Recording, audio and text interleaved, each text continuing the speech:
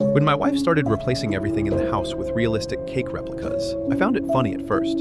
That was before my fondant started melting. Then came the bugs. There must have been hundreds. I could feel them chewing through my insides. I didn't know how she'd done this. I didn't know why she'd done it, why anyone would do it. Every time I asked her, begged her, pleaded for any answer, she gave no response, as if she couldn't even hear me. In a strange way, it was comforting. I started to think that none of it was real, that I was just losing my mind.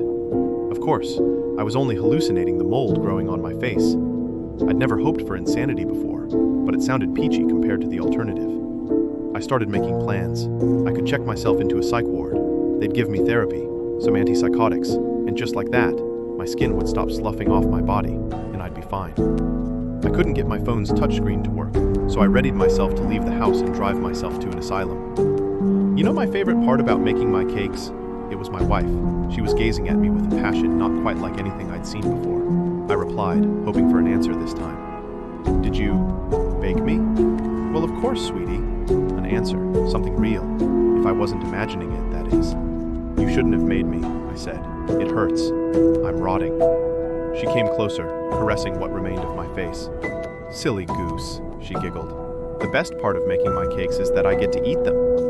I only had time for one word, a desperate whimper. Please. It hurt more than the maggots. She did it slowly, moldy bits and all. I can't describe the noises I made after she'd bitten my mouth off. With no way to speak, I let it wash over me. The pain became a symphony, endless and surrounding.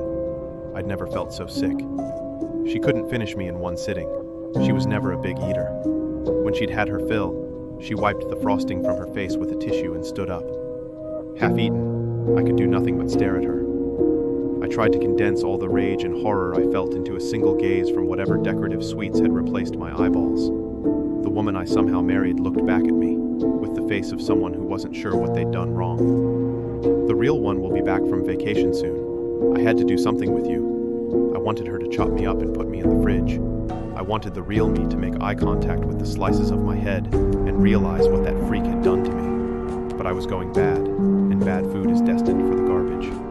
I heard his footsteps through the walls of the trash can. I heard the smile in his voice when he spoke to the monster that made me. He would never know. I wished the bugs would eat me faster.